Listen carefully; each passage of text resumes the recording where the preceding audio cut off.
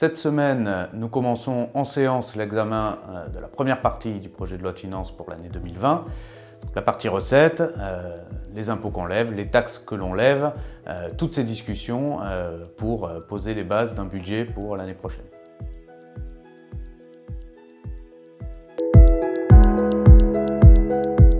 Alors, le PLF 2020 va être le véhicule législatif qui va consacrer la diminution drastique des impôts et en particulier pour les ménages, puisqu'ils vont pouvoir bénéficier de la diminution de 5 milliards d'euros d'impôt sur le revenu, conformément à l'engagement du président de la République.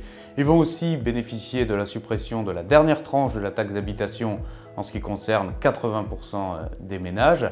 Et puis les entreprises vont elles aussi bénéficier d'une baisse de la pression fiscale, toujours dans une logique d'améliorer leur compétitivité.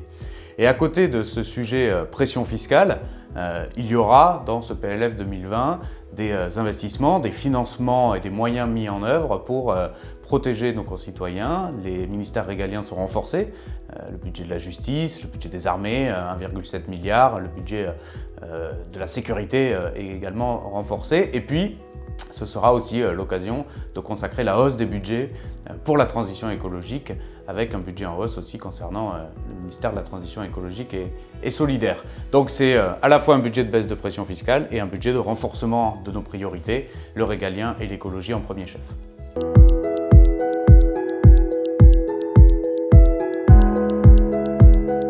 Alors il y a différentes typologies de recettes pour le budget de l'État, qui au final va consacrer plus de 302 milliards d'euros par an en moyenne, et c'est effectivement soit par l'impôt direct, effectivement l'impôt sur le revenu en est un bon exemple, soit par l'impôt indirect, et là on peut effectivement citer la TVA ou les autres typologies de taxes indirectes qui existent et prélevées par différentes administrations de Bercy.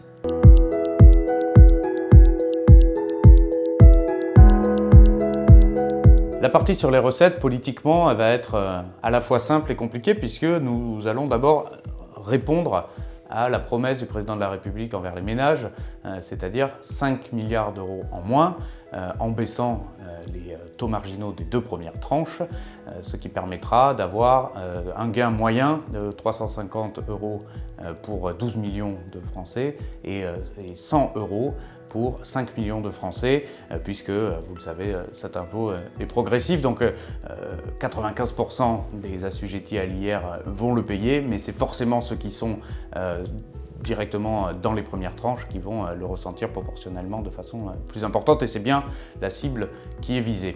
C'est donc aussi la suppression finale et définitive de la taxe d'habitation pour 80% des Français, ceux qui avaient déjà bénéficié des deux premières tranches lors des budgets précédents. Ils le percevront à partir de 2021, puisque là ils vont payer la dernière partie cet automne. Là aussi ça représente un gain important, près de 4 milliards d'euros qui sont financés pour ces ménages-là, avant de passer à la suite pour les prochains budgets, c'est-à-dire la suppression totale et définitive pour les 20% restants des ménages. Et puis, sur la partie recettes, vous noterez également la taxe sur les billets d'avion, qui avait été annoncée par la ministre Elisabeth Borne, qui se retrouvera aussi dans la première partie recettes. C'est une annonce importante, puisque voilà, ça fait partie aussi des moyens qui sont prélevés pour la transition écologique dans une logique de pollueur-payeur.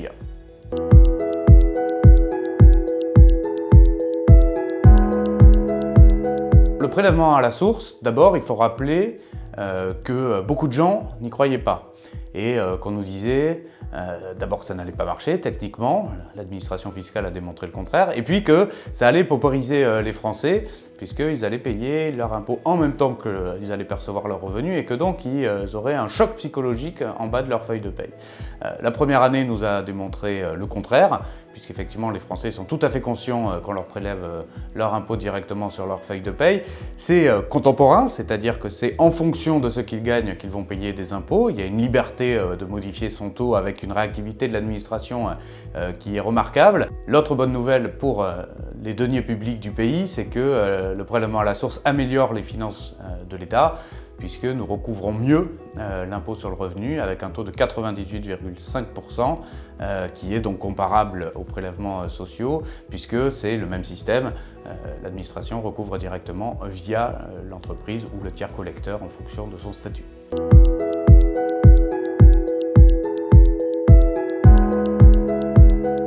Alors, le PLF pour l'année 2020 respecte scrupuleusement le calendrier de la suppression de la taxe d'habitation qui avait été annoncé. Nous avons commencé à l'automne 2017 avec la première tranche qui était effective en 2018. En 2018, la deuxième tranche effective en 2019 et en 2019, nous avons fait la troisième tranche pour 2020. C'est bien le calendrier qui avait été respecté. Reste à faire celui maintenant pour les 20% restants.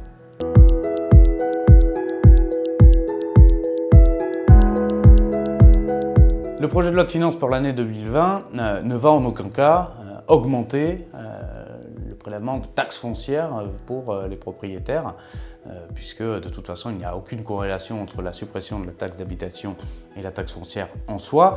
Et ce n'est pas la réforme de la fiscalité locale qui, elle, va impliquer une hausse de la taxe foncière, puisqu'il faut rappeler qu'il y a une liberté de taux pour les collectivités concernées sur la taxe foncière comme sur la taxe d'habitation, et donc il n'y a pas du tout d'action de l'État, et encore moins des parlementaires, sur une hausse de la taxe foncière par rapport au budget prochain. Donc voilà, s'il y a des questions à ce sujet-là, l'ATF reste aux mains des collectivités.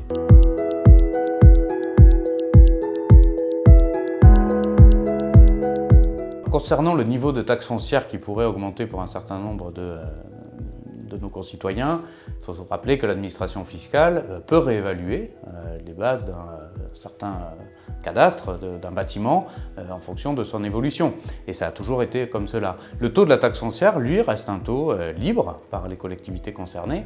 Et demain, après la réforme de la fiscalité locale, il en sera de même. Donc il faut aussi savoir regarder pour quelles raisons une taxe foncière peut être augmentée. Ne pas hésiter à se renseigner auprès de l'administration fiscale et l'expliquer aux concitoyens, parce qu'il y a toujours une explication, elle n'augmente jamais pour rien. Et ce qui est sûr, c'est qu'elle n'augmente pas du fait d'un vote à la commission des finances pendant le projet de loi de finances.